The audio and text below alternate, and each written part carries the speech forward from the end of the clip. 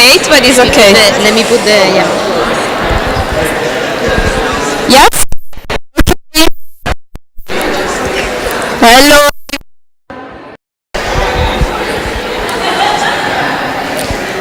Hi. Thank you for being here. And thank you for coming to the lecture of Lowe, who will introduce his projects, but also this lecture is going to introduce the topic of this week of the ESCUELA de Arte Útil, which is week 6, yes, and it's going to be about sustainable outcomes. So Rick Lowe is a Houston-based artist who has exhibited and worked with communities nationally and internationally. His work has appeared in Contemporary Art Museum Houston, Museum of Contemporary Arts Los Angeles, Neuberger Museum New York, Phoenix Art Museum, Gwangju Biennale, the Kumamoto State Museum in Japan, the Venice Architecture Biennale and Documenta 14 in Kassel, Germany, and Athens, Greece. He is best known for his project Row Houses, community-based art project that he started in Houston in 1993. Additional community projects include the Watts House project in Los Angeles, the Borough project in Charleston with Susan Lacey and Mary Jane Jacobs, the Dayrey Beach Cultural Loop in Florida, and the Anyang Public Art Program 2010 in Anyang, Korea. Among Rick's honors are the Rudy Bronner Awards in Urban Excellence, the AIA Keystone Award, the Ains Award in the Arts and Humanities, the Skogin Governors Award, the Scandalaris Award for Art and Architecture, and the U.S. Artists Booth Fellowship. He has served as a Loeb Fellow at Harvard University, a Melking Fellow at MIT, an Auburn University Brennan Scholar, and a Stanford University Haas Center Distinguished Visitor. President Barack Obama appointed Rick Lowe to the National Council on the Arts in 2013, and in 2014 he was named a MacArthur Fellow. So thank you very much, Rick, for being here. The floor is yours.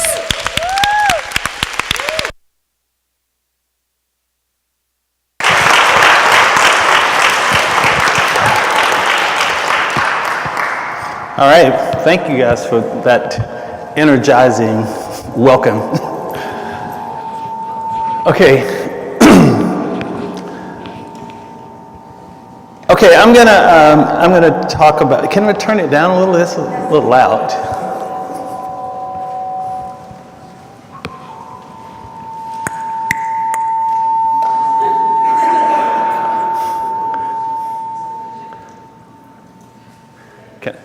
Okay, you could probably turn it down even a little lower. Maybe, yeah, okay. Okay, all right, so, so since the topic is sustainability, sustainable, I'm gonna talk about 3 projects that I've worked on. And because it's interesting for me to kind of learn from, you know, I was trained as a painter, right? And one of the things in painting I was always taught was that you work on multiple things because you teach yourself. You know, when you're working on 2 or 3 paintings at a time, one painting is going to tell you something about what's, you know, happening with the next one. And so I kind of do the same thing in the context of this social and community engaged work.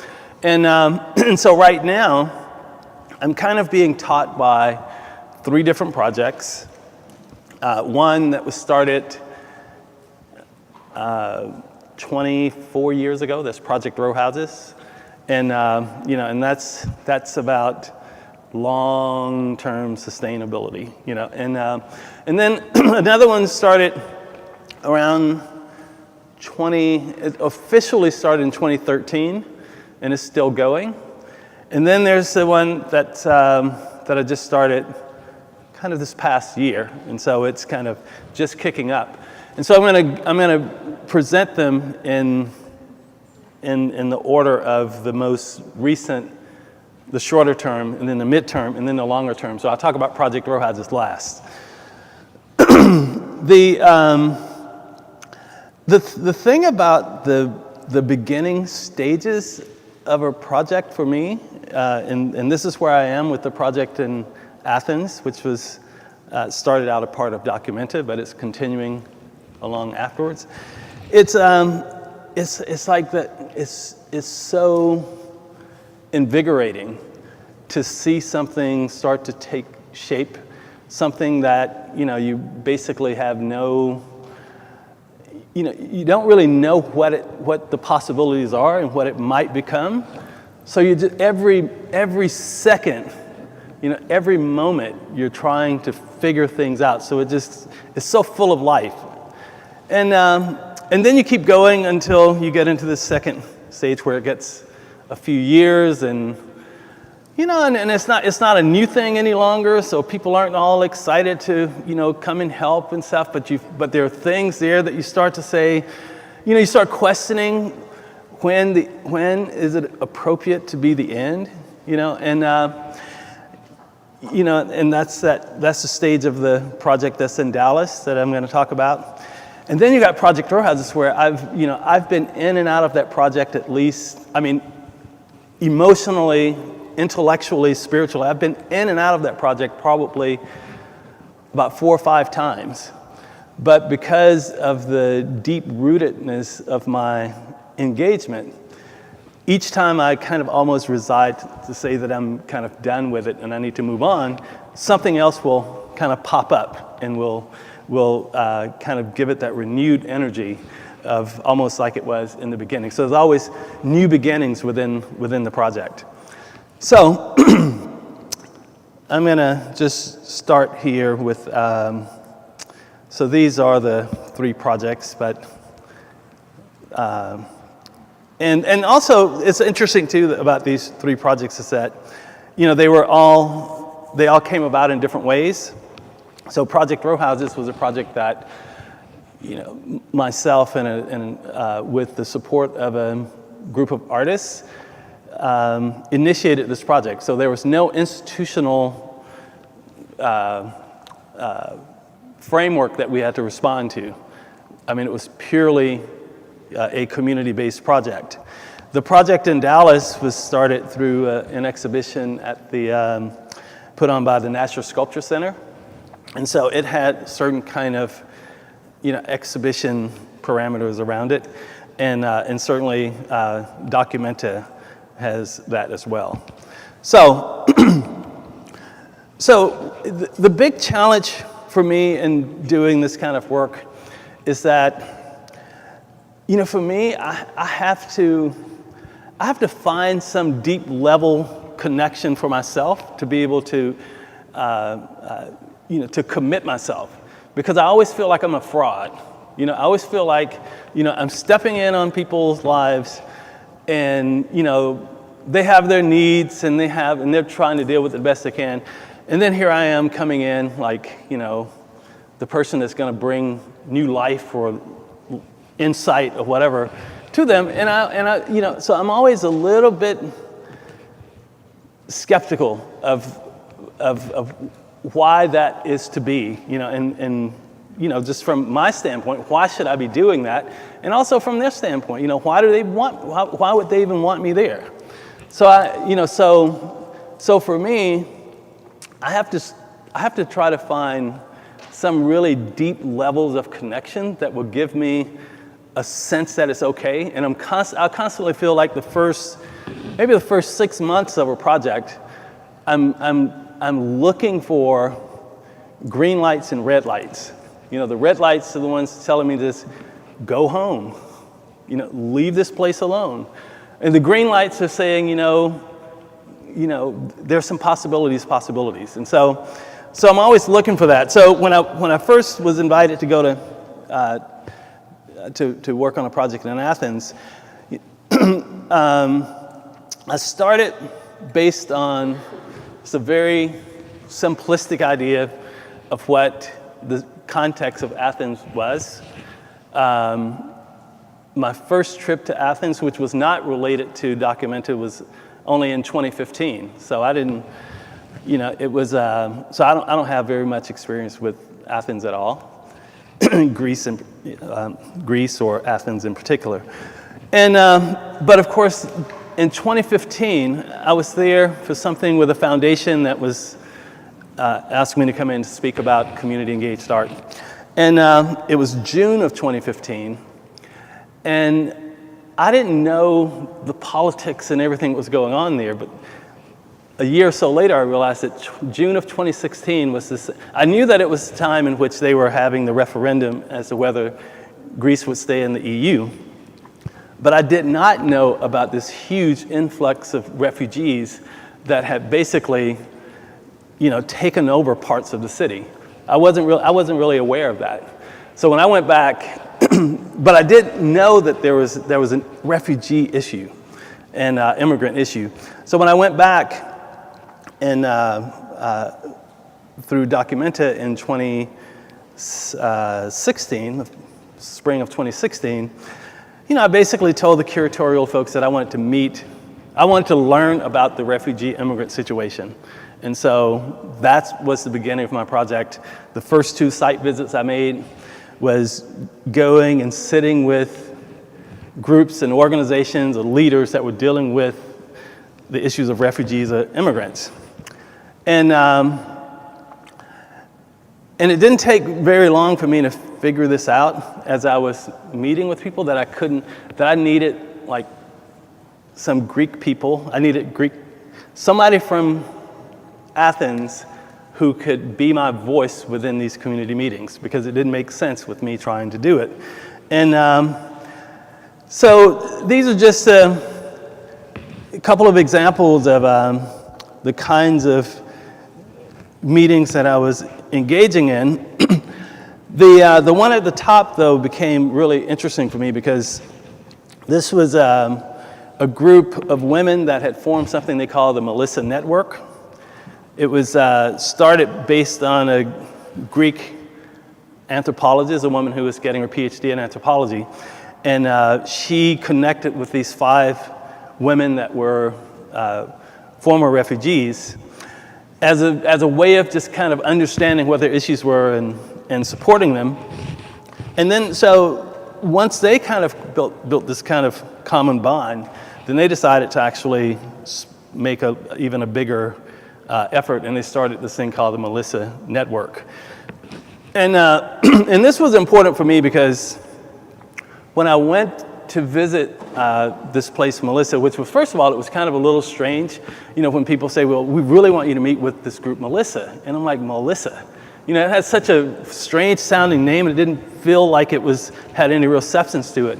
But then when I went there and I understood that, okay, so in Greek, apparently Melissa means bee, and Melissa operates within the context of a neighborhood called Kypselis, which actually means hive. So they named their organization to be the bees within the hive.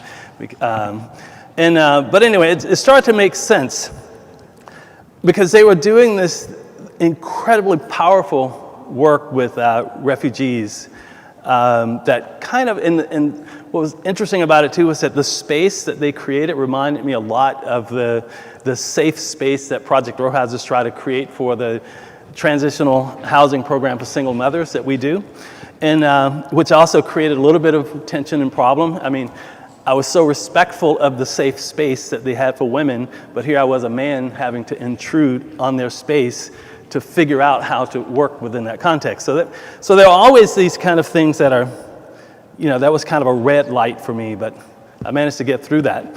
But this image just kind of, as I was there kind of searching and looking and trying to understand who was there and what kind of value I could bring, I met with so many different groups. And the first thing that stuck out to me about meeting with these groups that work with refugees and immigrants was that just the mere fact of walking into their offices or their workshop spaces, there was none on the ground floor. I mean, they were all, second floor, third floor, whatever, and up. And to me, that was kind of, I would question that symbolically, if that was a way of kind of pushing this kind of, influx of cultural diversity out of public eye. I found out later that wasn't really true, but those, that was just kind of my method of trying to figure things out. But I did, when I met with the Melissa group, that's when I found out that there's a square just off around the corner from the Melissa network. It's called Victoria Square. And apparently in June of 2015, that square became a refugee camp. And these are just some images I pulled from online of folks that just kind of, just flooded into the square. And it made it such a tough place for the business to operate that all of a sudden, this kind of weird tension happened there. I mean, from what I'm told, is that that on one hand, while you had people were going out trying to help the refugees, taking them clothing and food and stuff, you had the rise of the Conservative Party that was coming, and they were beating people up. So you had this kind of weird kind of conflict there, and a lot of people associated the businesses with bringing in the conservative wing, basically because the businesses were upset because they couldn't operate. I mean, there was, in fact, they did a collective action in which they all decided to close their businesses and threaten the mayor that they were all going to walk away from their leases because they could not operate if they didn't do anything about the square. And so to me, this square became something to me that's symbolic of the whole refugee situation there, and it just became a kind of a no-brainer that it would be a good place to start to highlight this issue and to talk about it. But so I had to start to kind of move in a direction that I felt I had support around this. So my process of doing these things, though, was that the first was meeting with lots of refugee organizations and leaders individually, and then later pulling them together as a group to speak to them about my observations and what I thought might be possible, to get kind of feedback from them. And so I did that on the first go round and got really good feedback. People thought it resonated with them that Victoria Square was this place that could be symbolic for the issues that were going on. So as I started to get people, we organized these kind of tours of the neighborhood. And so for me as the artist, trying to figure out how to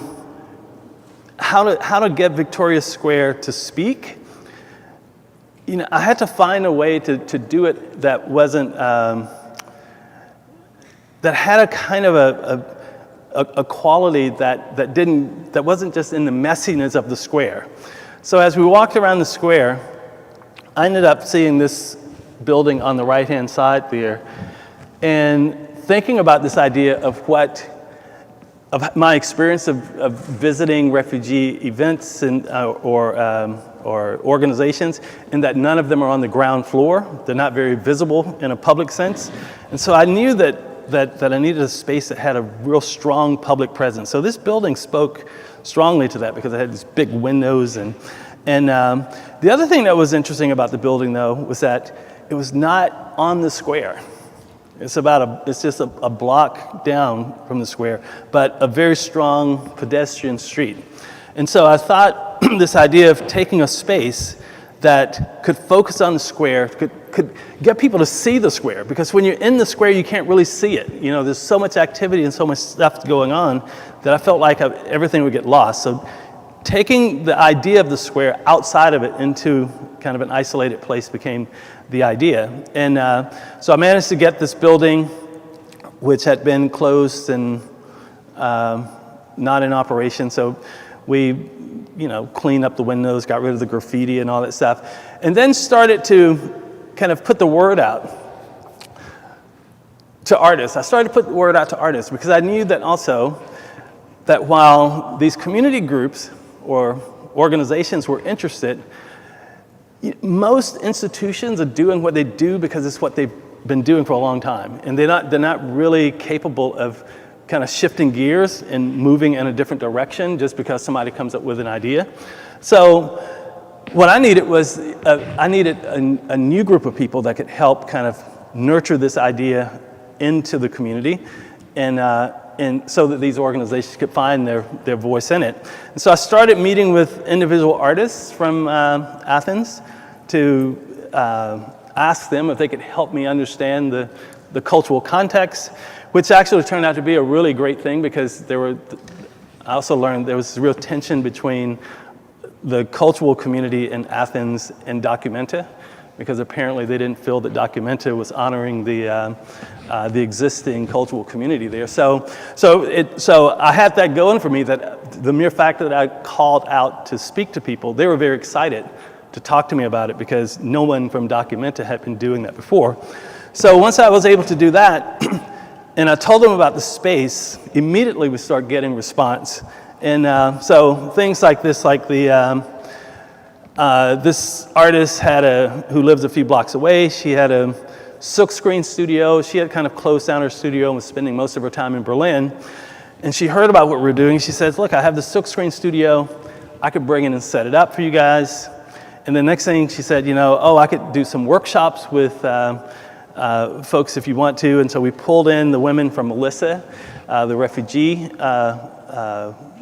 organization, and they started to do workshops on helping us design the facade of the building and what kinds of things we wanted to happen there.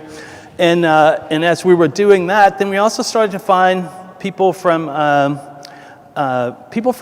the neighborhood. I mean, because vertical lifestyle there, with people looking out at the balconies, kind of seeing what we're doing, people walking down the street. And then people started bringing things to us. So we were able to start doing these workshops with, starting with the silkscreen stuff, doing the facade of the building, but also, providing other kinds of workshops, as we went along.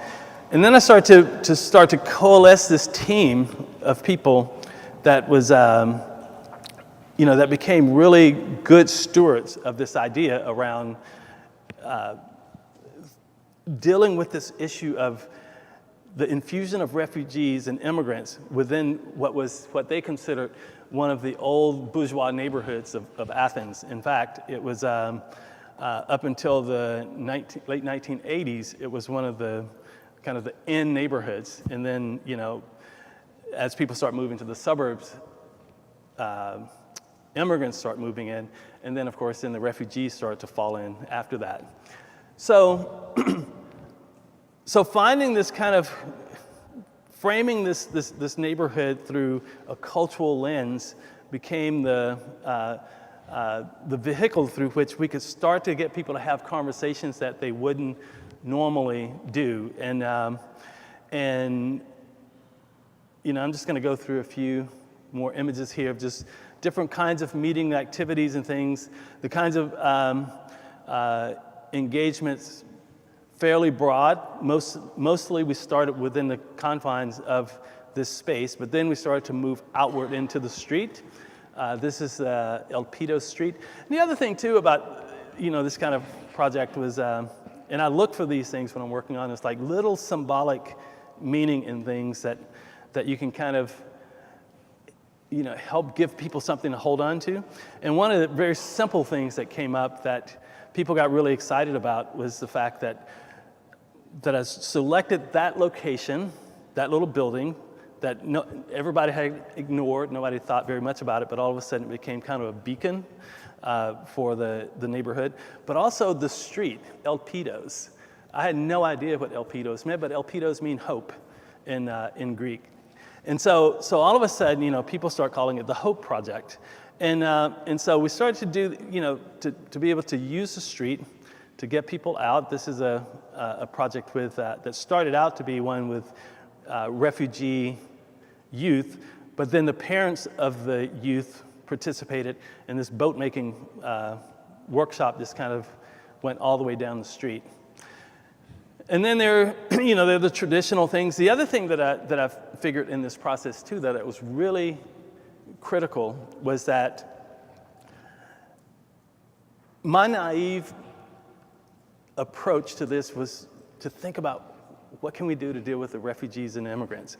What kind of programming can we do? How can we connect this, whatever? But as I started to understand that tension between the refugees, the immigrants, and in the Greek store owners, I realized something, that actually a key component of this neighborhood development going forward lie in the hands of the native Greeks. And so we had to figure out a way to actually bring them into the project and give them a way to feel like that they're not excluded from it, that they're actually a part of it, so that they understand that going forward, the neighborhood is not going to be like it used to be. It's going to be a different place, but there's a relationship that you can have within this different place that is not, that could be rich. And so this is an example of one of the workshops with Greek storytelling. This one is a Ukrainian fashion show. It's called Visavanka Day. This is Africa Fest nighttime activities on the top, and then on the bottom is a Georgian song evening. But anyway, so pulling all these different people in from different places to try to get them connected. And as the team was kind of pulling together, this is the woman on the left-hand side became really, really critical in the project. Her name is Maria Papadimitriou. Maria represented Greece in the 2015 Venice Biennale. And she heard about the project, and she was very, very skeptical in the beginning. In fact, the first meeting we had, she basically kind of put the word out that, why is this guy from Texas coming here, trying to do this project? There are so many artists in Greece that are doing work like this, and when she hit me with that, and I just told her, I said, you're right. I said, but the situation is this, that, this is an opportunity that Documenta has provided, and they provided it through me. Now, it's up to me and you and others to figure out how we can use it and leverage it for the context of this, of doing something in this neighborhood. And after a couple of weeks, she wrote me back and she said, look, I'm gonna be full in on this project, 100%, but I want no recognition from Documenta. And so, so several of these artists, in the lower right-hand side, Nico Nikolopoulos was also a great artist there. And then Ellie Christaka, the young woman there, is the project manager. And so we set out to start. So then, once I had these guys kind of full in on the project, then I would start to figure out some things pretty quickly, like strategies that we could get people to talk to each other when they wouldn't before. The businesses who had this really weird tension with the refugees and immigrants, they weren't talking to each other. So nobody understood what was at the root of the tensions. And so we figured we needed to get them to start speaking. And so we came up with this idea of a newspaper that we call One-to-One. And the idea behind the One-to-One was to go out and find, two businesses that would be willing to be on this newspaper and that would talk about themselves, this neighborhood, and how it got to be where it is. And we published this thing every week. And when we started out trying to get people, it was very slow. But we talked to a guy who has a fish restaurant across the street from us, and he liked the idea so much. He said, look, we need this so badly. I'm gonna take this on. And so he took it on and started calling people himself. And we went from the 12 or so businesses that we had to now, I think we're at 84 that are participating in the One-to-One. So it's really, and that's something that he's taken on as something that he owns as a way of organizing the businesses and trying to get them to at least listen and be a part of this process and see how we could move that forward. And so, so now the space operates with loads of activities, loads of workshops and events and such. But then we had to figure out a way that we could keep the kind of creative energy flowing through. So we've moved from, well, we have this space, which is a 2-level space. There's a basement space and the ground floor space. But now we have 3 apartments going up on above the fish restaurant, which allow us to do residencies. And actually the fish restaurant owner is the one who made the relations with for the apartments and stuff. So we're having some really good partners there. But the other thing about the space, though, in this particular location, is that it is a place where people kind of move through. And we've kind of made this kind of safe space for conversation with people within the within this area that we're not talking before. In fact, you can see,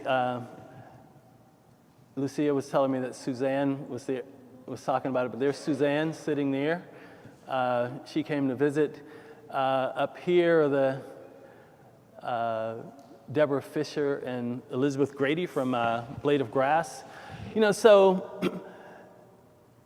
of the thing is trying to figure out this space that we have so that you have a multi-layered thing where there are people from the neighborhood, there are businesses, there are organizations, there are people that are visiting from the outside. I always tell people that it's so important to realize that that my projects, for instance, they rely on several concentric circles of activities. There's the core, which is the people that live there. They're the ones that the project is really for. And then as the artist, you try to fit as close into the core as possible. But then outside of that core is another circle, which the artists are naturally, because sometimes we're not completely in the core, we're not completely, but we're really close to it. But then being outside of it, we also connect to another level, our network of people that we can bring in, that can bring resources in, that who also may make it to the core or not. And also some of those people in the core will make it out in terms of the second layers, artists, or they make it out into these other networks. And so trying to build this thing out. And so having folks like Suzanne and the folks from Blade of Grass and other people from around the world who, through Documentary, were coming to visit this place, became a great platform for us to try to expand that network and try to connect people from the core all the way out to the edges. And so that project, it was documented in Athens, closed on July 16th, but it is, we've managed to get enough resources that we can at least keep it going until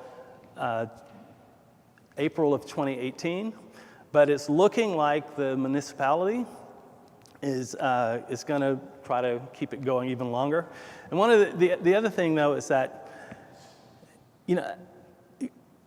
Greece is a very contentious political place, and there are many, many, many, many parties. In fact, it's in our district, District 6, there are 13 councilors within our district, with ranging from the party, the Golden Dawn, which is the fascist party. That's a party that was beating people up. It's very anti-immigrant and refugee, to the Communist Party. And so you've got like these, and you've got fractions. You have like several left-leaning and several, fascist-leaning, and several in the middle. So it's kind of it's a strange kind of dynamic. But the interesting thing, though, Maria's been really good at this, and that's why having someone who knows the local politics and the way things get done is very, very, very helpful, because they were doing things that would make me very nervous. Right? So I go to the fish restaurant, which is kind of our partner, and I walk in, and Maria says, so the person I'm speaking to, she's from the far right party, and she's been coming over, watching what we're doing, and she really likes it, and she really wants to be engaged. She wants her party to be engaged with what we're doing because the election's coming up. And I'm like, that makes me very nervous. And then she goes, no, but don't worry about it, though. She says, because tomorrow, the person's coming from the far left party, and then I'm going to talk to them, and then all of a sudden, so walking this kind of tightrope of all these different parties is very kind of tricky thing that there's no way I could understand from the outside, but having someone inside becomes critical. Now, I'm going to move from, so this is a project that's been going now for about, started research stuff last year in the summer, but actually on the ground working since maybe January. And now I'm going to go into Translation Vickery Meadow, which is in Dallas. This project, I was introduced specifically to this neighborhood. So the project in Athens kind of grew out of my own research and my own interest or whatever. But in Dallas, they specifically introduced me to this neighborhood because in their minds, they thought that I might have something to offer because of the context that was developing there. And the context is that if you see all this blue property here, all of this is, it's just 1970s style suburban apartment complexes, like the ones on the right-hand side. And in fact, in this area, it's probably one of the most dense places in Dallas. I think at the highest point, they say that there was some 50,000 people living in this area.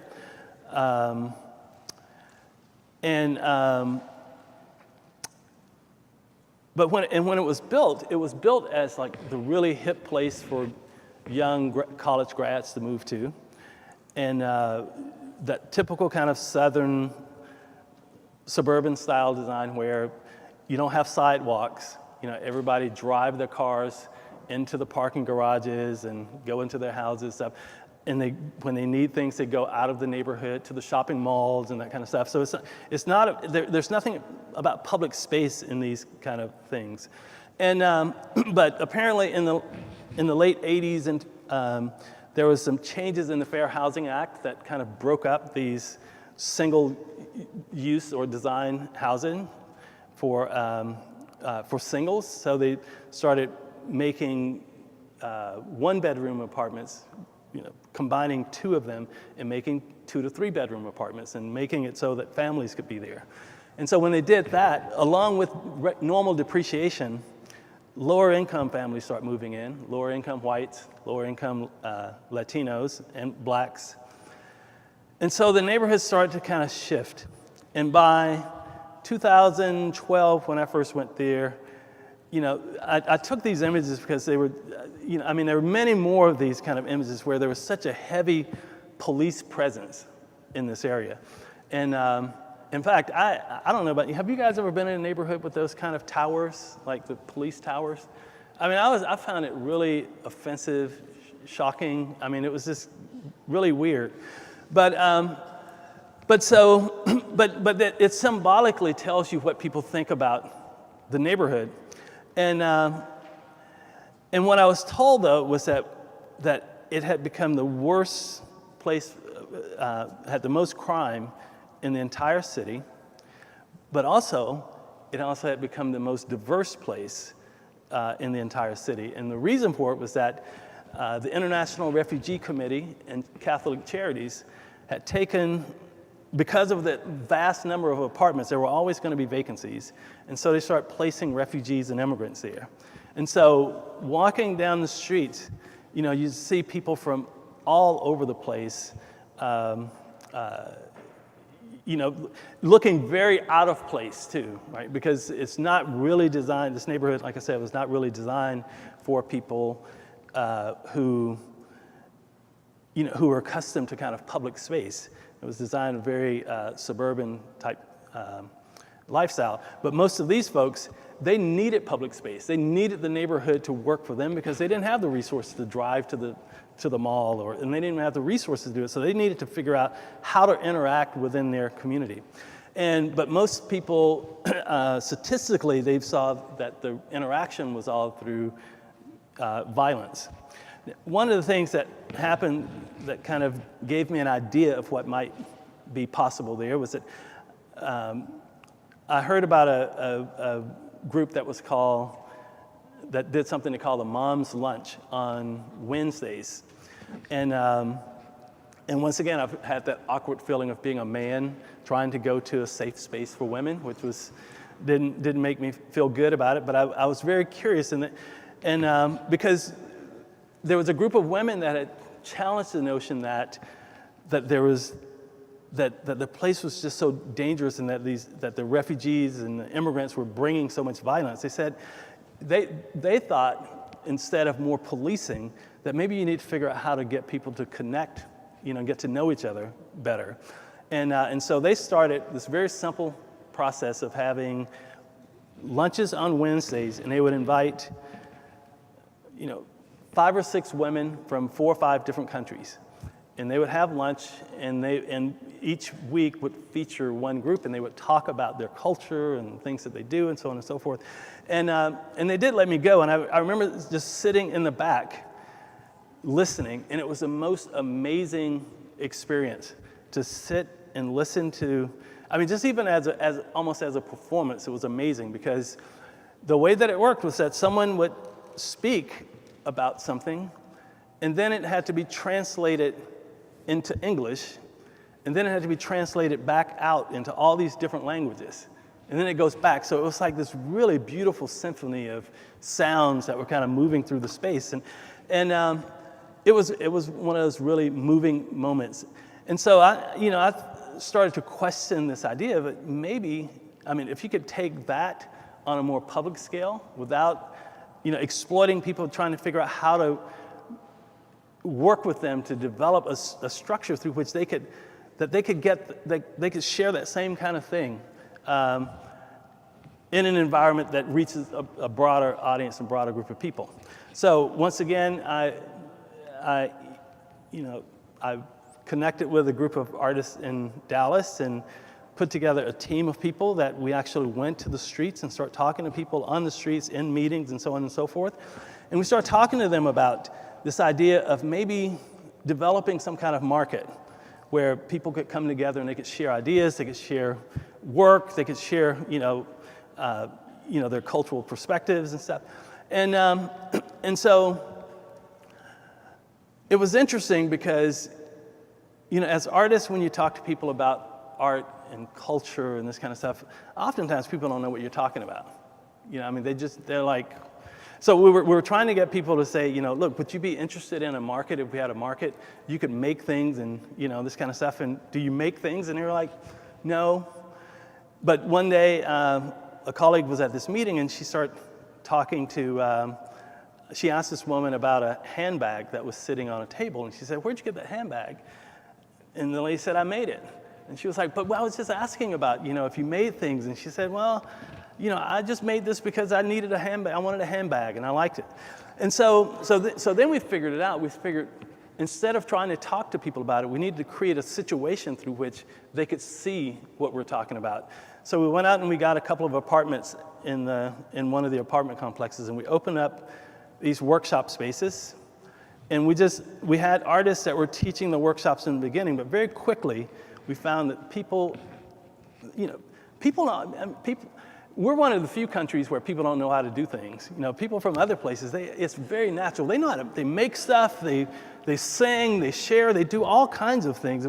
And so it didn't take very long to realize that there were loads of talented people within this community, and they could do their own workshops. They could start to share among each other. So we had these workshops, and then we started talking about a public market.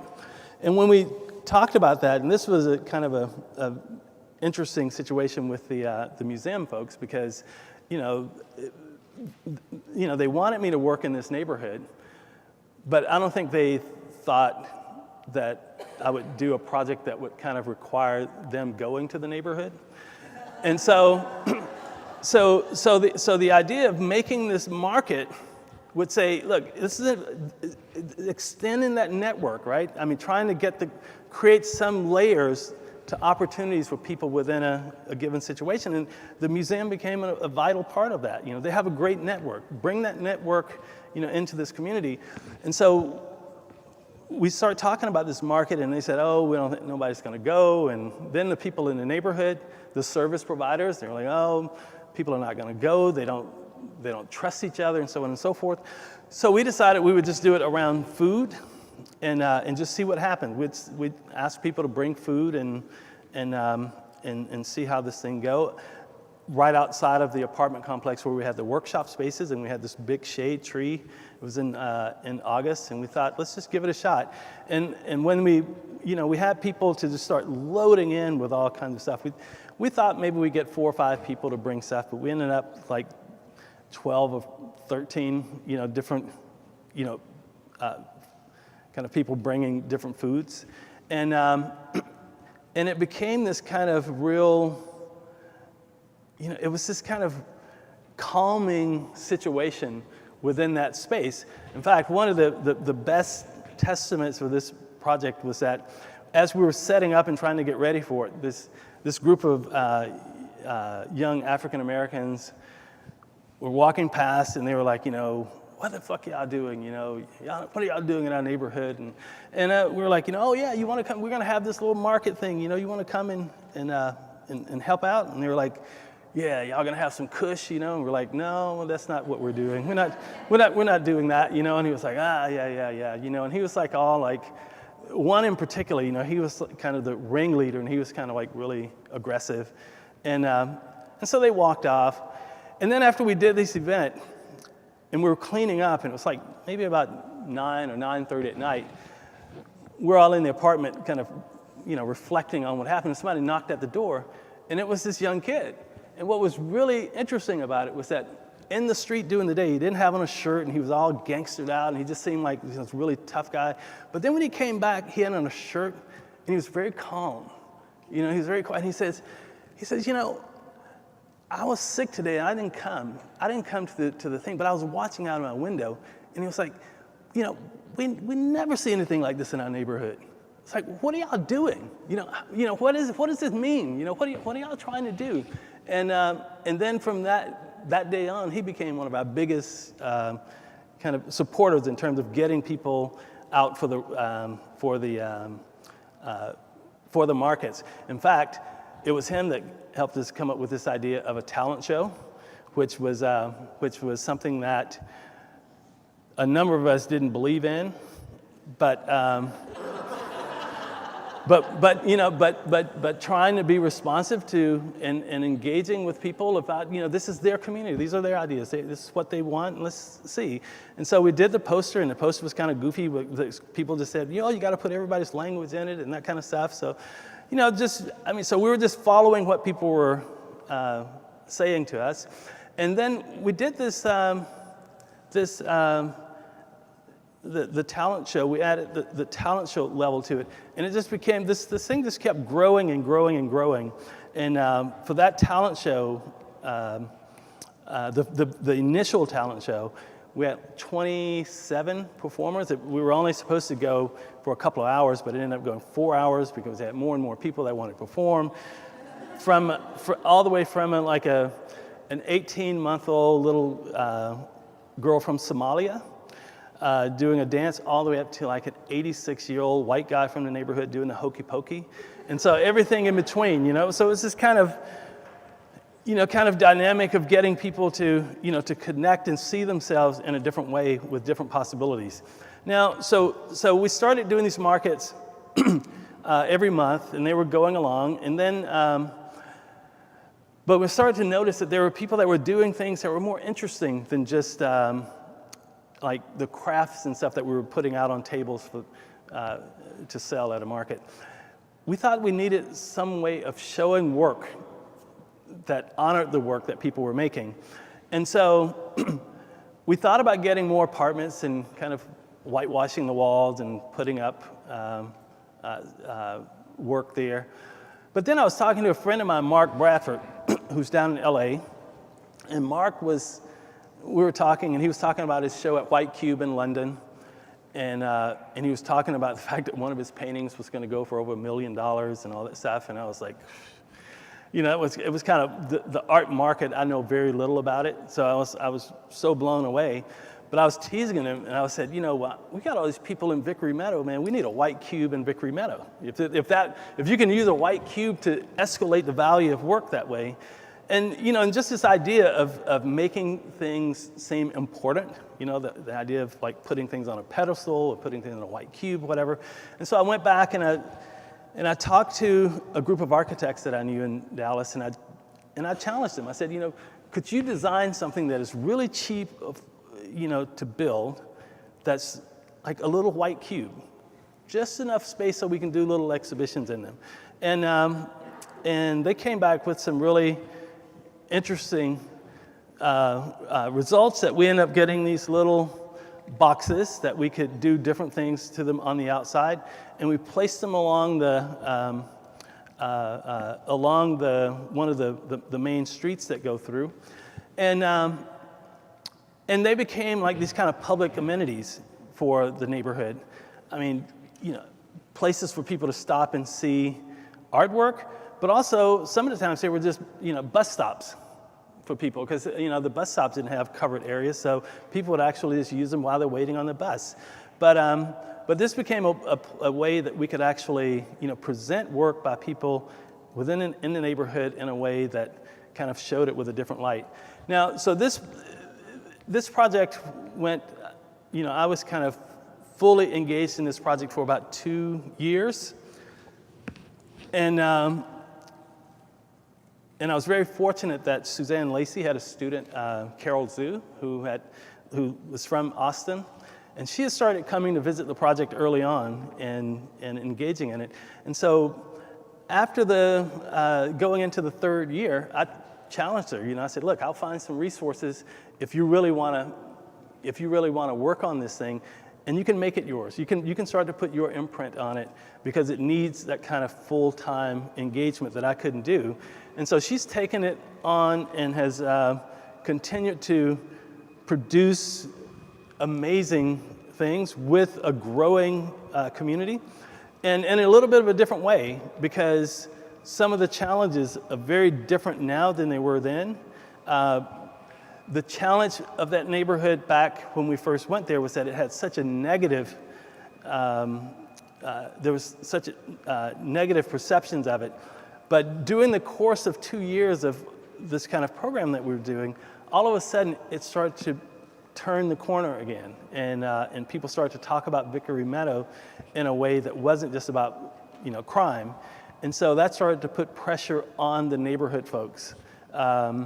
And so Carol has been really, really great in terms of pulling things in a more activist way, focused on the neighborhood folks. And so when I was developing the project in the context of this exhibition, trying to make more of a public statement, a public art statement, without the framework of the exhibition, it's allowing Carol to actually focus strictly on what the needs are of the folks within this community. And she's been doing some great things. I mean, there's, you know, all kind of workshops that they do, and there's food certifications and all kinds of stuff there. So this project is still going. I meet with Carol at least once a month, you know, and we continue to talk about, you know, how the project's going and what kinds of challenges and opportunities are there. And now I'll move on to the final one, Project Row Houses, which has been a long journey. And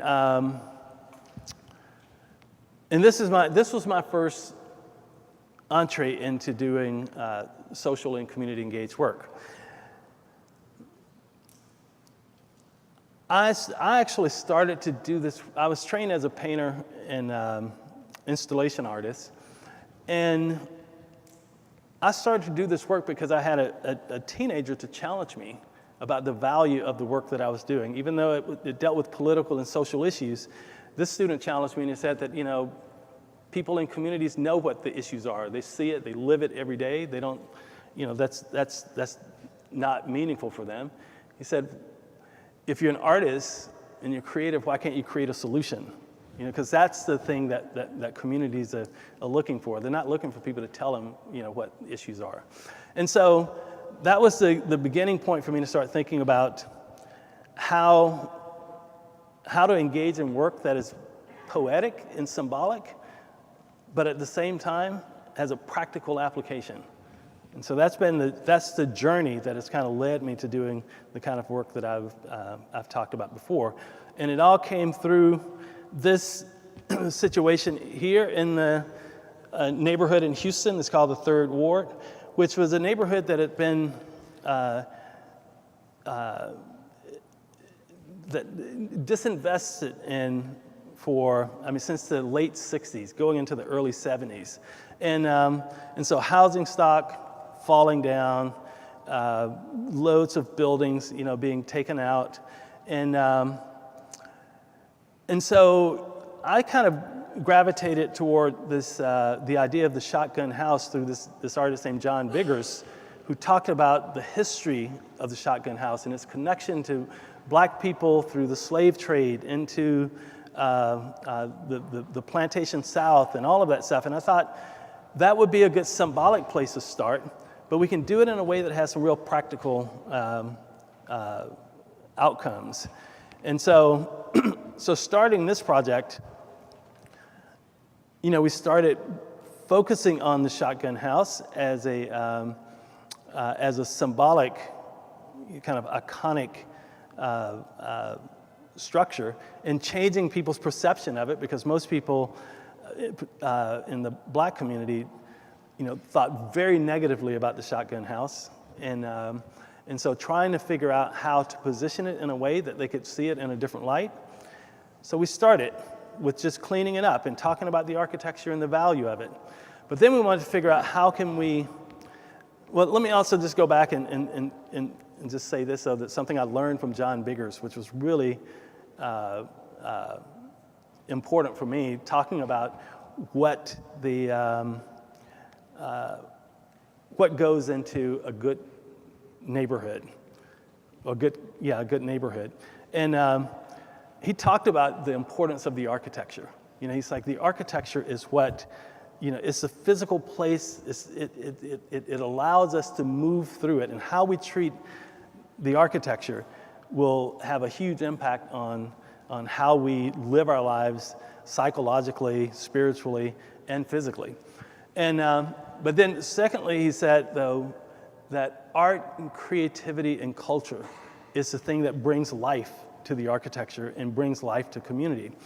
And once you have those, and the third thing he said, then you have to start thinking about how do you educate people so that they understand the value of the architecture, and the art and culture. And then the fourth thing was a social safety net. He talked about how do you, if you have the architecture, you have the art and culture and education, but still, how do you take care of those people that are really, falling through the cracks? And, one of the most impactful stories I remember him telling me was that how he said, people say these shotgun houses are small and they're not fit to live in.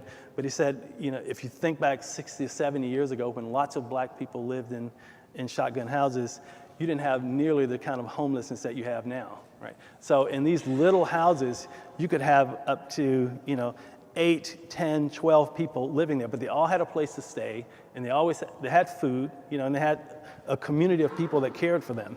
And so those were the things, those were the four things that I always start trying to think about when I go into community work and trying to figure out, where the value is in those places, looking at those principles. And so we started to honor the architecture. We just cleaned it up and started to create a language around it.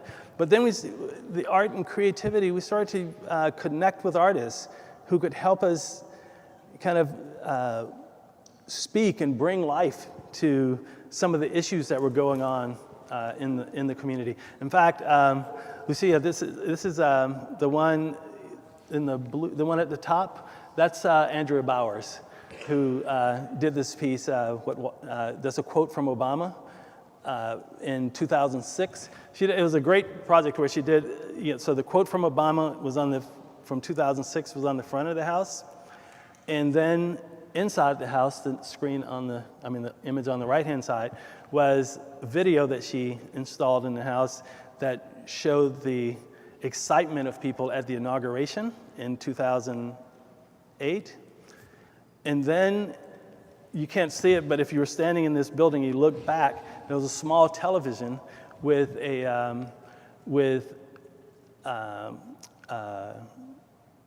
some footage from a 2012 town hall meeting where there's an African American woman asking Obama if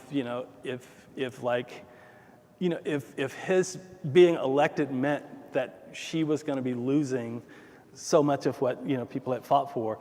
So it was this kind of real interesting way of getting our community to start thinking about the complexity of having Obama as president. But anyway, so projects like this where people are helping us. In fact, we're going to go back to this because the neighborhood has changed so much, but having a passport for the neighborhood, so that people can kind of feel a certain kind of ownership. Education programs that we've continued to produce with young people. This is from our transitional housing program for single mothers. Now, the interesting thing about some of these programs through Project Row Houses for me is always to try to figure out how do you layer them with something symbolic, because people do housing all the time, and people do education programs and stuff. So how do you layer it with symbolism, and that's always something that I'm fascinated with, and so challenging the women within the context of the house, challenging them with different kinds of programs, challenging them to work with artists and all these kinds of things have really produced a real interesting kind of framework for this program. In fact, one of the women actually spoke of it very eloquently when she was telling me. She said when she first showed up and she was in this context, it was supposed to be this art place and all, and she didn't quite know what it meant and how to feel about it. And after the first year, she said she started to get it. She's like, now I got it. What's happening here is that this community is an art project, and Project Row Houses is transforming it. My body, I'm an art project, and every day I'm sculpting myself, and I make choices for myself, just like an artist would do when they're painting or sculpting or something like that, which is kind of that really kind of hit the nail on the head for me of trying to articulate what it is we're trying to do when we're doing things like a Young Mothers program. And then we continued, once we started with these 22 houses and started these multiple programs, we saw an opportunity to actually to expand into housing a little bit further. And the reason for that was because of the context where the project is. It's in this red area here that's in between downtown on the north, the University of Houston on the east, and on the southwest is the Texas Medical Center. And all those large institutions are kind of aggressively pushing and driving the market. We started to see things like this happen. Now these images are from like maybe 2000, 2001, and we got like this first set of townhouses that kind of popped up. And our response to it, though, was to say, then we need to be a little bit more aggressive around our housing efforts and start looking at different kinds of housing type and start multiplying our housing approach, but in a very small scale, in a way that we could really pay special attention to the architecture, to the lots that we choose and all these different kind of things, and kind of making these things kind of come together in a way that that felt special. Now, and so we were kind of pushing out into this larger scale thing, but for me, I always have to do this kind of balance between what is the large scale of things, but also the intimate qualities that really make a neighborhood. And these are just a couple of examples, and these are from the mid-2000s. I started making these posters to kind of highlight neighborhood folks, to show them in a way that emphasized the value of their contribution. The one at the top was this guy who would just, he would always play a saxophone throughout the neighborhood, but always when there was a fire, somehow he managed to be there. And so I started to document those, and I made these posters of him doing that, and putting them around. And so people all of a sudden, just a way to let people see him in a different light. He's not just a crazy guy that's walking through the neighborhood, but maybe there's some value that he has. And then the one at the bottom was the one that was one of the most successful ones, where this guy on the left-hand side at the bottom, his name is Eugene Howard. He called himself brother-in-law, and he had been in prison for over 20-something years, came out and didn't know anybody in the neighborhood. And I started helping him out a little bit and starting a conversation with him and asking him if he could start his life over again, what would his dream have been? And he said he would have liked to have had a cafe. So we went out, and I thought I would make a poster of him. And so we went out and I got all this stuff and we dressed him up, and I did this little poster of him and put it around the neighborhood. And it was amazing how it transformed him, because, people would see it and they would call him out and all that stuff, but then we started to contract with him on little things that we were doing at Project Row Houses. And he, for about the last 4 years of his life, he died about 4 years ago. But the last 4 years of his life, he became like a neighborhood celebrity. He had T-shirts, he had aprons and mugs and all this kind of stuff. And he was, and he was one of those people that was always at any kind of community event and providing his services. But then that's the intimate way of dealing with it. But then as an institutional way of trying to figure out how do we deal with this structurally in terms of preparing people to exist ongoing in our community. So we started to incubate small businesses. This is a co-op, a radio station there. We started to build stronger partnerships with partners that we thought would share our vision. The one on the upper right-hand side was our first coffee shop to come to the neighborhood. On the left-hand side is the Early Childhood Education Center that we partnered with a group to do. And downstairs are two spaces that we're working. Well, on the right-hand side is one of our incubations. It's a little bakery. And on the left-hand side is a rental space. So, so then when we start thinking about the context of a place like this, in a place like Houston where there's vast amount of land is cheap, and you're very close to these major institutions, it's just ripe for gentrification kind of stuff to happen. And we had a very challenging situation to happen in our area. There's a neighborhood park that was called Emancipation Park. And in my mind, parks need to be cared for and invested in. But there's a way to do it that's relevant to the place where it is, instead of some kind of futuristic idea of what it could be. And our community went the opposite direction.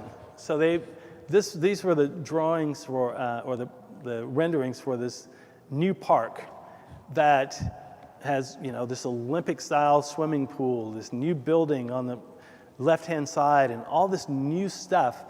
And they were going to spend $38 million in this park.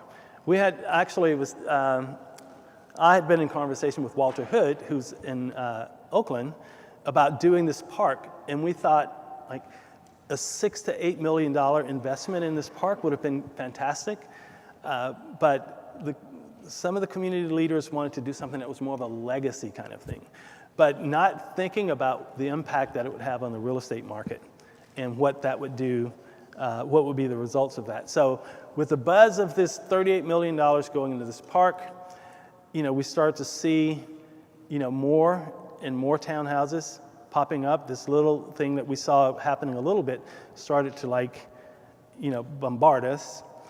And then you can see the land values, which is, pretty striking, that back when we started in 1994, land was in Houston, in this particular area, it was $1 per square foot. And it just slowly went up, $5, $12, $20 to now $55 and above. which has made it very, very challenging to think about the future of the neighborhood. However, so I started to connect with folks that I knew from MIT to kind of help bring some brain power behind this issue. And so we started to to explore, and it was really interesting some of the things that they started to supply us with. So, like this is a little map that shows replatting where there are new developments that are happening. So all these little pink spots are new developments that are happening, and they're going to be townhouses that are priced, I guess, and this one was the low is $379 up to $489. This is in 2014, I think. 2014, this data is coming from there. And then we start to see how the neighborhood is being marketed, as with this very luxury kind of, feel about it. But this is where it becomes, I think is important, for artists to be able to try to stay within the framework of what's possible. We know all this stuff is happening, and that's what their agenda is. But what kind of agenda can we build that is one that connects more strongly with the people that exist there already? And so as we continue to do research, we started to find out these interesting things. So all that replatting that was going on looked really threatening, but at the same time we started to look at, so that was only 5.7% of the property, but 21.3% is owned by community institutions. And that's just community institutions. That's not even including all the private owners that we've been able to talk to work with us in this process. And then we start looking at these, horrifying situations here where, there's almost no new construction permits over a 20-year period almost, and but huge amount of demolition permits that have been happening over time. But once again, exploring more of the possibilities of where the land is that we have connections to, and how we can, move that forward. I'm not going to go through all of these, but then, so we ended up, so out of the MIT visits, Project Row Houses ended up starting something that's called the Emancipation Economic Development Council. That's named after the park that's in the area. And starting to engage people in our community about the possibilities and the responsibilities. Who's responsible for how this neighborhood grow and how we hold them responsible. And we ended up kind of coming up with this baseline of work groups looking at political engagement, the Dowling Street corridor, which is the main street, commercial street that goes through the neighborhood, but that's also a point of interest that I'll talk about in a little bit. And then anchor institutions. How can we get these institutions around us that want to come into our neighborhood and take it over to actually, leverage their buying power to support our community? And then, of course, the land trust to deal with the escalating, prices there. So loads of work, has gone into this notion of holding institutions responsible to the growth of the neighborhood and how it grows, and really actually supplying them with what kind of jobs that we could actually supply people from the neighborhood in. Now, and I just mentioned earlier about this Dowling Street corridor. That was a very contentious issue in our neighborhood because Dowling Street became Dowling Street in the early 1890s after this group of freed slaves that put together the land to establish Emancipation Park. Dowling Street, prior to that, was called East Broadway. But then the Confederates came along and named the streets bordering the park after Confederate soldiers. Dick Dowling was the name of the person that was the street's named after. So within this effort, we started pushing for the renaming of the street. to emancipation to go along with this, since we're going to have this new renovation of the park, then it should be reflective of the name. And it was really interesting trying to deal with the politics of a neighborhood when you're dealing with people on the state level, on the federal level. I mean, politicians have huge egos, and how do you coordinate them in a way that they could move forward together? And so this was a huge effort because we actually ended up getting the name changed and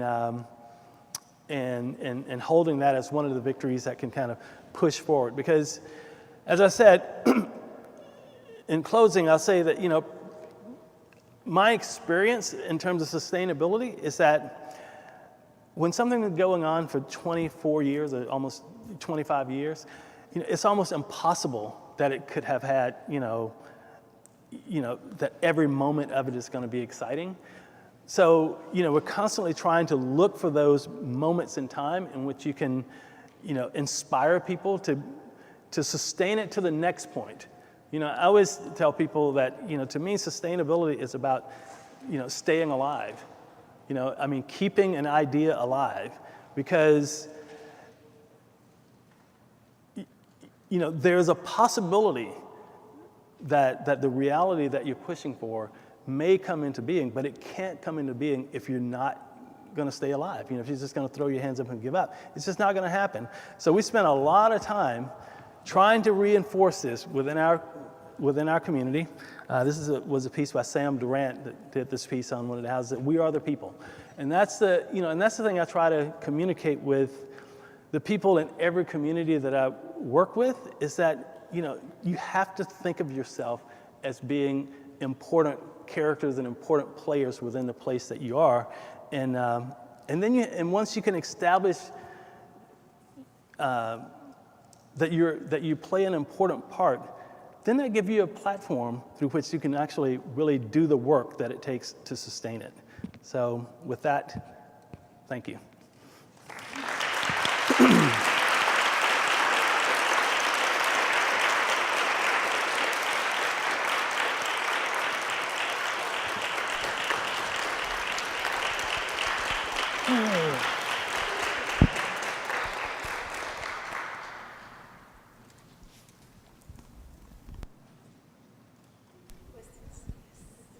Is there any water?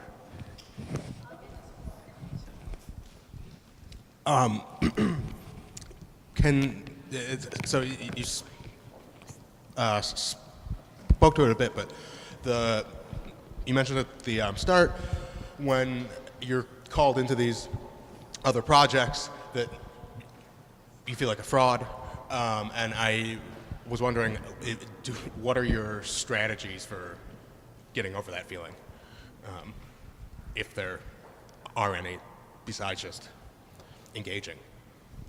Yeah, I think the one thing that I try to do is I try to find people that have deeper roots in the place to kind of give me their approval. I mean, you're not going to get approval of everybody, but just having somebody, like even with Project Row Houses, for instance. I mean, there's a person there that I call him a mentor, and I selected him because of the time that he spent in the neighborhood, the level of respect that he's had, and I know that he's not going to compromise, and he will tell me the truth. If I'm doing something that's bullshit, he'll tell me, and he will call it out, and therefore, but if he does say it's okay and to move forward and do it, then it's okay, because he will fight the battle. So it's almost like even with the, we were charting on kind of, kind of risky territory when we were in Athens trying to organize among these business people without us having any real roots there. But now that, once we were able to get the guy who owns the fish restaurant to do it, now he will fight for us. So it's not me fighting. Because if I had to do it, I would really feel like I was, out of line. And in Houston, is your mentors measure of bullshit like it only affects you, or it is just a gesture that he thinks like won't work, or like what's like a 10 on his bullshit meter?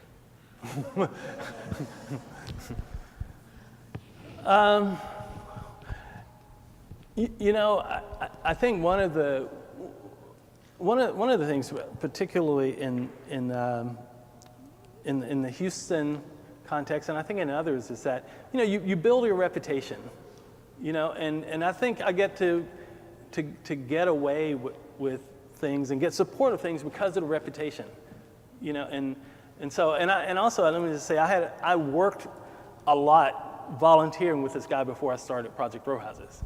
So it wasn't like I started Project Row Houses and I went and I said, oh, I want you to no, there was a deep relationship that had already developed in a level of respect, and he, wanted to support me, and understanding that I had a different skill set, a different framework through which to do the work. He's from an old school kind of, Black Power activist kind of thing, and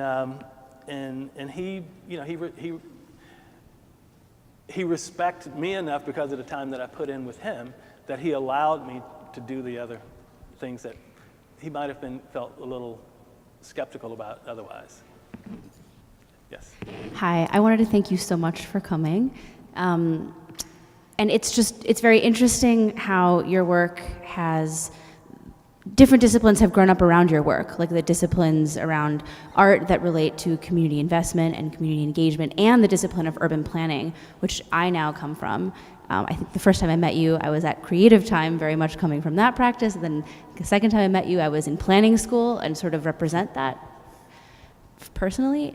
One of the things that for me I see as a tension, and I wonder if you see it as a tension or not, is two things that you've talked about a lot, which is the role of symbolism and then also the role of technical expertise. I think sometimes people who come from an art practice think that aesthetics and symbolism are sort of owned by this certain world, and that stuff is not legible to community members. And what I heard you talk about a lot is just the importance of symbolism to everybody. So I'm interested if you could talk about that, and also talk about this thing which is sometimes presented as a conflict to that, which is the role of community organizers, people who are already potentially giving services to immigrant communities and affordable housing developers. So how do you play with these two ideas of sort of the symbolic nature of your work and the practical nature of your work with the institutions and people that maybe specialize in those two things solely and separately? Well, the symbolism, I think we sell people short all the time from a community standpoint. I mean, people are, I have this series that I've been working on. I mean, I just mentioned the brother-in-law thing and this other guy with, playing the saxophone. But there's about 10 people in my neighborhood that they're performance artists.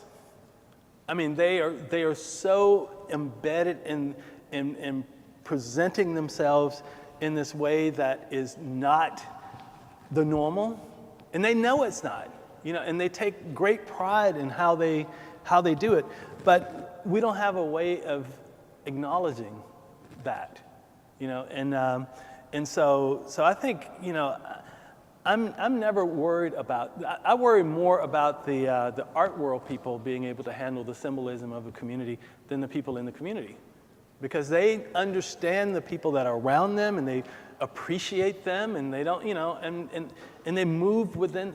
If you go into,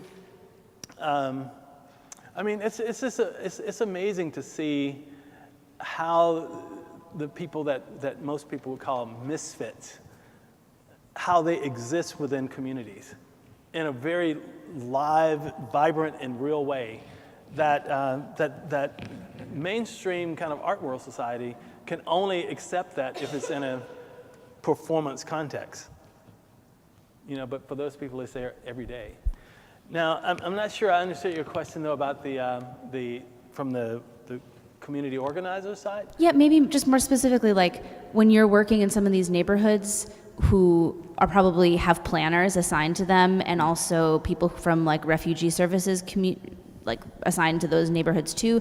How did you play with those people? Like in the second to last project you presented about, you know, making a pop-up. Like now I'm a planner, so I do this stuff too, but I don't call myself an artist. And I wonder how you play with those people, or maybe you don't, like planners and community organizers who are doing some similar, like using some similar tools. Mm-hmm. Yeah, I think the difference between kind of how I would, or other artists that I know, you know, kind of work within the context of community organizers, that we're exploring these things. You know, we're exploring them, we're trying to find what's interesting about it and all that stuff. Whereas they have they're looking toward trying to figure out A to B, when, you know, our thing might go a little bit differently and around a circle. And so my experience has been they're not the easiest to work with. You know, I mean, I think, and also I also understand that there are amateur planners within neighborhoods all over that to me have much fresher ideas, you know, if you can weave them in, and then the planners will come along later. I remember when I started with Project Row Houses, the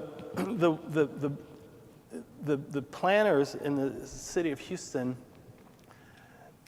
saw what we were doing, and they immediately wanted to put up the roadblocks. I mean, they immediately start saying, well, you can't do these, you have to replat, and you have to do all this kind of layered stuff that would have killed the project. The only way we got beyond that was that we pushed the press. We used the press to leverage against them so that they couldn't move. So basically they end up, we didn't work with the planners in Houston, but they contributed greatly by saying they would just be quiet and leave us alone. Yes. Thank you, first of all. It's very inspiring work. I'm wondering about something. So you create these projects.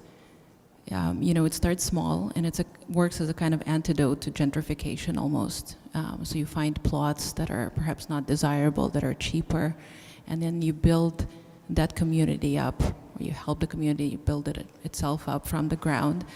And sometimes you create a kind of ecosystem around it, right? So it's not just the row houses, it's then a bakery, and support for other small businesses to really reinvigorate a community.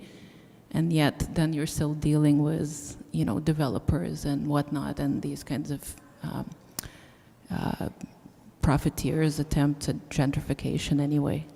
Do you have any creative thoughts on how to mess with them to make it less desirable for them somehow to then come and capitalize on this, you know, bottom-up effort? Well, you know, to me, over time, to me, the thing that I find about these projects is more important than what the outcomes may appear to be, is that people are engaged, that they're actively participating in what's happening around them. You know, to me, that is the most valuable thing. I mean, a lot of people, you know, it's kind of like, I used to bump heads all the time with the historic preservationists because, you know, I use historic preservation in my work when it seems like it has value, but to me, the value is not the preservation. The value is what the preservation can do to empower people who are engaged in that process. And so, you know, I often have to, you know, I often think about that. You know, it's like, well, you know, okay, so we've preserved these little old houses, and there are some people that would just fall out if we said we were going to tear them down and whatever.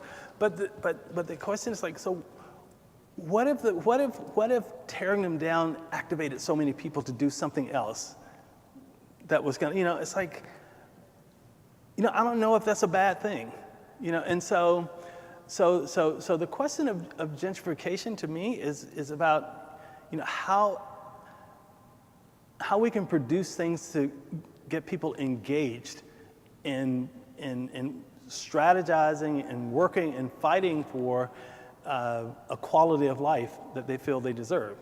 And whether it actually exists in that neighborhood or some other place, I don't know. I mean, to me, that's not the most important thing. The most important thing is that that the desired quality of life that people are striving for, that they're able to attain that. And so, so these kind of projects is just a way to awaken people to that possibility that they can work toward that quality of life that they want. Hello. Sorry. Thank you so much. My question, it's more of a comment actually, and it's kind of stemming from the last few folks. I've been in the corporate world for too many years, and one of the things that I was thinking about as you were presenting your projects was how similar your skills are to somebody in the corporate world. You're essentially embracing all the same things that you have to do in the corporate world to be successful. And I know it's probably very unpolitical to say this, but the difference being your agenda is, from what I'm gathering, to create a conversation within a community rather than find a return on an investment, so to speak. But I'm wondering, because your skills are so similar, I mean, you're finding the decision makers, you're engaging the influencers and the community to back, your projects. You're creating committees. You're finding pathways to reach some end, and the end being, in your mind, something that is, I guess, morally preferable to what would have happened if you weren't there, right? How do you see? I'll put this in corporate terms. Your return on investment in this. I mean, how do you see the success, or when you've reached some success? Is it that people are communicating with one another, that people have understood for themselves what it means to be a part of the community? Yeah. No, I laugh when you said that, because I think that all the time to myself too. That I don't seek my creative output in reimagining structures and those kinds of things. I try to engage them as they are and try to make them work, in a way that, with imagination, try to make, and also in challenging people, not just from an intellectual way of how to do things differently, but also an ethical way. I mean, how do you shape, or how can you create a project that creates a platform for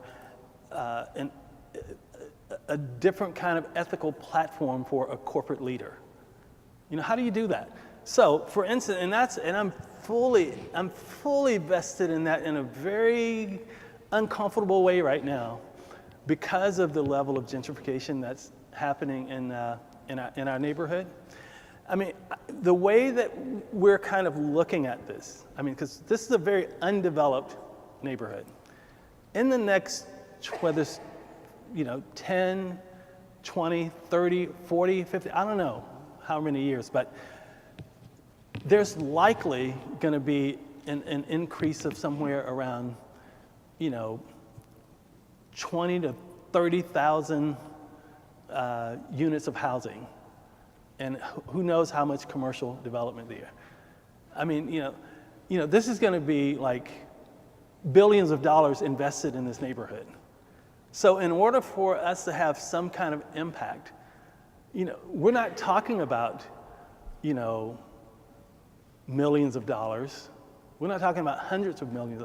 I mean, to really have impact, I mean, if I'm really going to be honest about it, I mean, we're going to have to be in the $1 billion of, impact. And how, if the neighborhood is going to have that kind of scale impact, so how do you get there? I don't know that kind of structure. So one of the things that we're doing right now is very, very interesting. And I look at all these people as being, I encourage them to think of themselves as collaborators. I mean, this is the task that we have. How do you use your skill sets to help us get there? So now we have this guy who's a great guy.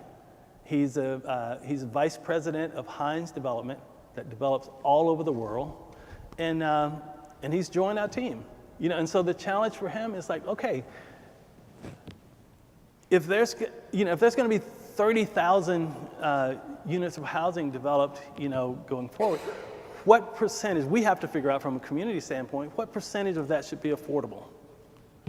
And how do we look at financing models that can actually sustain and support the number of affordable housing that we're looking for? And we're starting out exploring this on a small scale within Project Row Houses. I mean, we're adding new properties and that kind of, we're buying new properties and that kind of stuff, and we're going to test it and see. But yeah, trying to take the corporate models, the corporate personalities, the corporate skill sets, and trying to figure out how to get them to apply their intellectual capacity with a different lens from an ethical standpoint. It's, the ethics of not just profit, but building community. So would you call yourself an artist that deals in morality, essentially? What's that? Would you call yourself an artist that deals in morality? Yeah, I think, there's definitely an ethical, it's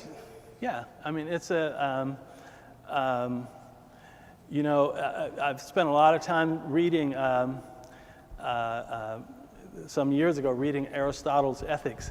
And, and Aristotle says that, he always talks about justice being the crown of all virtues. And that's what this is all about. This is about justice, and we're trying to figure out how to bring it into being within these neighborhood contexts. I have a question related to the longevity of these projects, and the sustainability. I wonder two things. At some point, you might be working in several of these projects at the same time, like your paintings. So how you deal with all of that, and how you deal with not losing the credibility in each of the projects, because you cannot be there all the time, something that happened to all of us. And the other thing is, what happens when the community passes into another artist or into the community, and what is that process looks like, and also what happened, for example, with the narrative?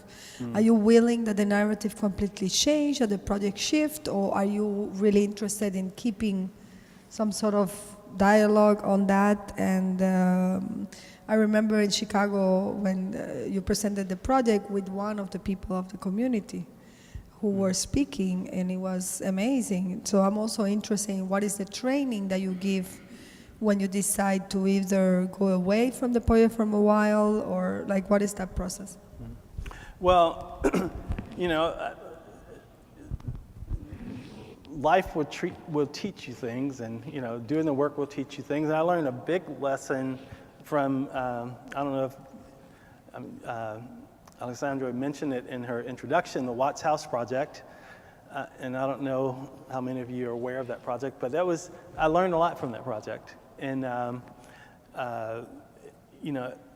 it was a project that I spent a lot of time trying to build relationships with folks within that community. That, to me, that was such a huge part of the project of Watts, was that there were so many different conflicting interests.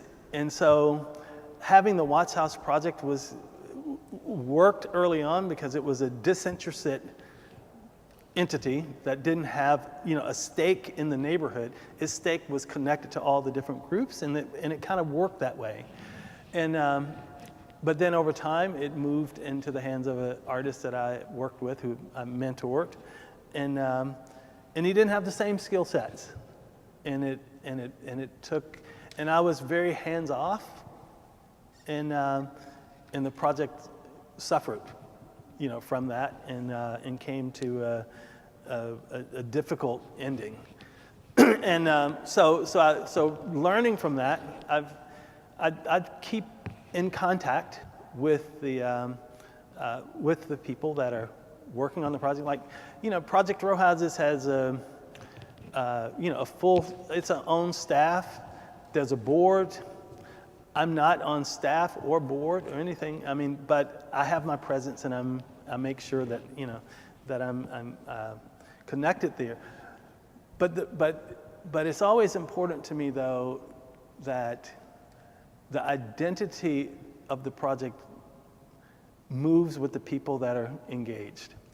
I mean, Carol in the project in Dallas has, a completely different sensibility than I do about the work. I didn't really talk about this in the presentation, but the white cubes that were populating along the streets, it was an incredible opportunity, but it also came with a lot of risk, and it took a lot of effort to keep that risk minimized. And I understood that, and I worked really hard. And the risk is that, the spaces needed to always be impeccably clean. They had to be, you had to care for them so that they were treated as these sacred spaces so that they could live. And that was not her focus. I mean, her focus was not those spaces. Her focus was much more in the organizing of the people that were there. And so those, the cubes suffered. And so actually, I think, several of them have been removed because, all kind of, problems here. But, so for me, when we were talking about removing them, I tried to articulate the value of them to her, but she just didn't see it. It had no value for her. And so, so for it to move along and for her to bring the other energies in, it's fine. Yes. I think maybe I had to go outside for a minute, but someone else might have asked this already, and it's implicit in one of the questions before, which is that what is the advantage to the projects to call them artistic projects rather than any number of other things? And where do you, does it really matter? That's one. The second question, the related question is, if we were to ask people in Houston, would they know that Project Row Houses is an artwork created by Rick Lowe, or how would they describe it? Okay. The first question, why is it important, to call it an art project? I think there's a lot of different reasons. I mean, there's the old financial reason that's very basic, is that, doing the kind of housing projects that I'm interested in and that kind of stuff is, I mean, if it wasn't an art project, where would I get the resources from? Because I have plenty of activist friends who are doing incredible work that make all of our art world work look like nothing, and they're struggling hard to make it happen because they can't get the resources. But we can leverage the context and the framework of the art of it to actually generate some financial possibilities there. But beyond that, though, I think what's important is that, as a project is called art, it gives people a different kind of relationship to the thing that they're dealing with. And oftentimes it implies something that's special, and so people give it a different kind of attention. So for instance, with the opening of this park in Houston, we had a funder that was saying, okay, well, there's all this vacant land around, and it's all overgrown and this kind of stuff, and we're going to have this opening of the new park, and it's going to be all this cluttered stuff. So we're going to we'd like to give a grant to Project Row Houses to hire a contractor to come and clean up all the lots. Now, you could do that as a cleanup kind of thing, but you can also take that and say, let's frame this cleanup as an art project, right? let's frame it as, and do things, design, you know, the t-shirts and all these kinds of things, and make it an art project kind of thing that give people a different relationship to that than just the cleanup. If it's just a cleanup, people are going to see somebody, you know, coming through cleaning up the neighborhood, and they're going to, you know, eventually go out and start, you know, just going to throw stuff again.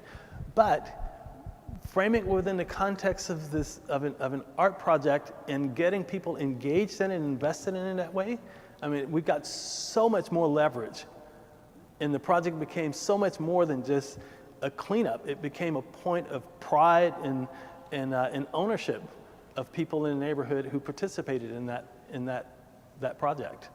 So, so I mean, they're you know, those are just two reasons. But I think also, you know, it also gives it gives us an advantage to be riskier. You know, I mean, people, when you start talking about housing as an art project, then immediately that prepares people for something that might be non-traditional. You know, and so anyway, there's loads of those kinds. And your second question was, how would anyone in Houston would describe it? Yeah, you know, I think although we've had, you know, the demographics are shifting now, but I would say certainly, you know, I was always, you know, impressed with our neighbors and neighborhood folks and how articulate they were about Project Row Houses as an art project. People in the neighborhood, I mean, they know it. You know, in fact, you know, and I think just over the project being there for such a long period of time, you know, there's a certain kind of vocabulary that people have picked up, you know, and talk about things. I mean, you know, you have these little kids from the neighborhood talking about installations and, you know, and talking about, oh, that person was conceptual. And, that, you know, I mean, they, you know, it's just things they pick up from being, you know, being around and being involved.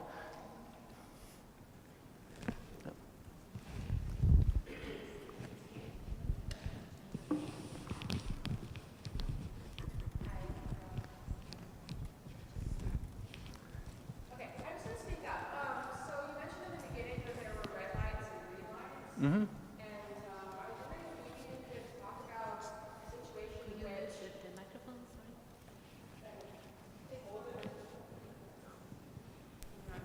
Anyway, so I was wondering if you could speak to a situation in which maybe you faced a red light that was insurmountable, or if there's a situation where you walked away from a project or abandoned it because you found a situation that you actually didn't want to enter. Yes. You know, it's hard for people to talk about projects that didn't work and that kind of stuff, but I enjoy talking about them because that's, you know, I mean, they live with me and I learn from them. And was it 2014? I spent about a year working on a project with a group in Philadelphia, the Asian Arts Initiative. And, you know, and at a certain point, I just didn't feel that there was that we shared the same values about how we connect with. I'm not saying that they didn't value the community that they were working with, but there was just a different kind of way that they approached it than I did, and I eventually, you know, suggested to them that they needed to get another artist. You know, but also being respectful of them and understanding that I mean, I like them, but we were just not in sync in terms of how I feel about working with, you know, different communities. I didn't want to, you know, leave them hanging out. They had a funder that had given them funds to do a project based on my involvement, and so to salvage that, I used it as an opportunity to mentor a couple of young artists that I was able to bring them in a different context. But it wasn't my work, really. I mean, it turned out to be the work of these young folks that I mentored, because I just, I couldn't, because for me, I like to go deep. I like to go deep in those relationships. And when you go deep in those relationships, you have to be really real. Because otherwise, when things kind of mess up or get messy, people get hurt. People lose jobs, people lose all kind of stuff. And so, so I had to find, so we ended up readjusting the project with these younger artists that I was mentoring. That was, turned out to be fine, but it was much more on a surface level that didn't, have the kind of depth that I usually go for. So we worked it out amicably, but it was just red flashes all the way for me. It's like, yes. The very last question, and then we will stop, and Rick is going to be here for other 2 days, so you have time to ask as many questions as you want. Amazing work. The only question I have really is in the actual work that was done to renovate the houses.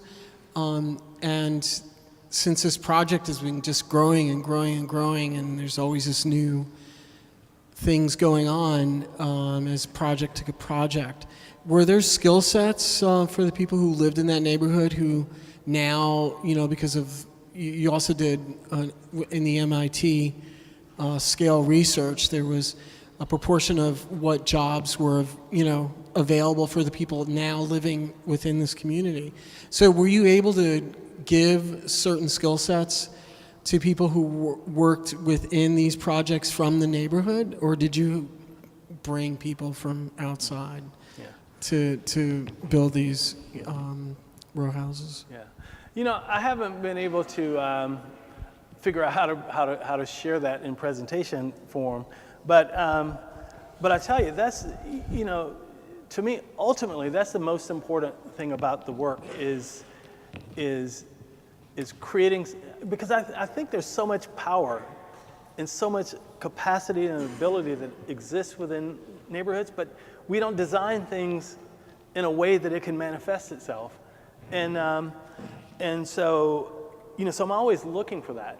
And I can tell you this whole thing through the EEDC at Project Row Houses, I'm always amazed at the way that people are coming up. They're like people that you've seen around and just kind of knew that they did certain things, and all of a sudden they're showing their capacity in ways and there are people in the neighborhood who've been doing great things outside of the neighborhood that we didn't even know about. So one of the best examples, the guy who's the project manager of this whole thing right now, we were having all these meetings with after the MIT folks kind of gave us some research stuff, platform to go on, and there was this guy who just sounded like super smart about planning stuff. And then one day I started talking to him, and I remembered, I don't know how I didn't remember him before, but back in like the late 90s, when Boston was undergoing the big dig, there was this guy, Curtis Davis, who managed that entire project. And he lives in the Third Ward now. He's in our neighborhood. And he's doing stuff all over the place, but nobody knew. We didn't know that. And then all of a sudden, it was like, wow. So, there are all those resources that are there. And some of them are even more homegrown. Like one of the women from our Young Mothers program, I didn't talk about her, but she's a woman who started out in a Young Mothers program, went on and got her PhD at Penn State in sociology, and taught at University of Pittsburgh for a few years. She came back and she served as the vice chair of the Housing Authority in Houston, and set up her own research center. And so much of that research that is happening in the neighborhood is happening through her work, and she's employing neighborhood researchers and training them. So all of us, so it's Okay. Thank you so you, guys. much. Thank you.